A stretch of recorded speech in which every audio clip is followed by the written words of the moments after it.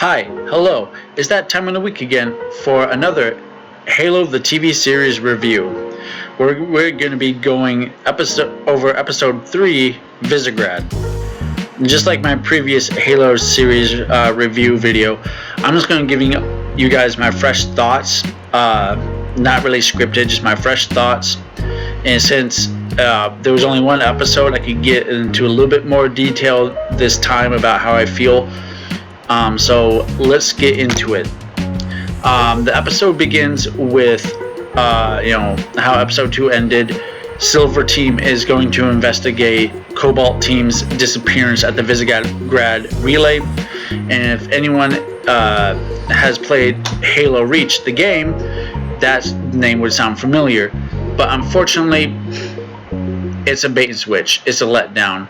Because what happens is essentially they get to the Visegrad Relay, and my first real annoyance is nothing happens there. They go to investigate, and they are immediately arrested by UNSC Marines, which is just laughable because the Marines are threatening them, and if anybody is familiar with the Halo lore, it's just laughable to think that those Marines could potentially even stop them. And then there's a meeting between Silver Team and Admiral Keyes. They get chewed out. Master Chief is put in not the brig, but in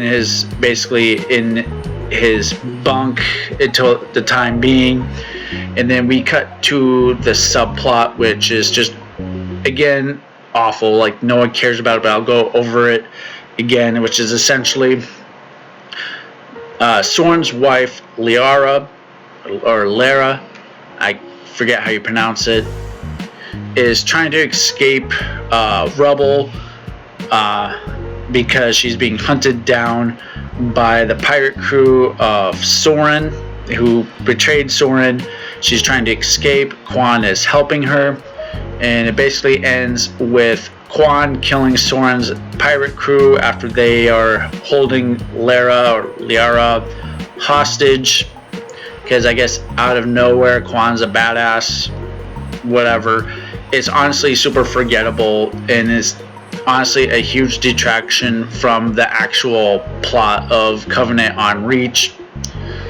Then of course we also got another subplot where apparently Halsey calls out Ackerman, where she's like, yes, I know your little sister was in the Spartan program.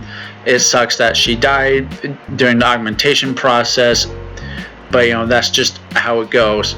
And then Ackerman brings Soren in, and that's it. This super quick, super forgettable.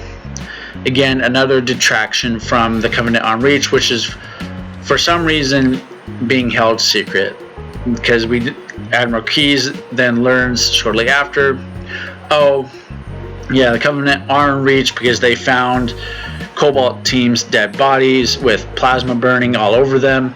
So yeah, they do know the Covenant are in Reach, but instead of like in the book or in the video games, they don't do anything. They don't initiate winter contingency for whatever reason. Admiral Keyes tells Colonel Ackerman to fuck off.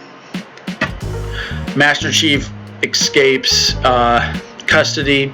He meets up with the lady from season 1 who used to be in charge of Oni. I honestly forget her name, and I don't feel like looking it up because she's just that forgettable of a character, and we probably won't see much of her in the future. If so, it'll probably be like 1 or 2 scenes where apparently the whole time she was still a part of Oni, and it's this big reveal that honestly has no real payoff.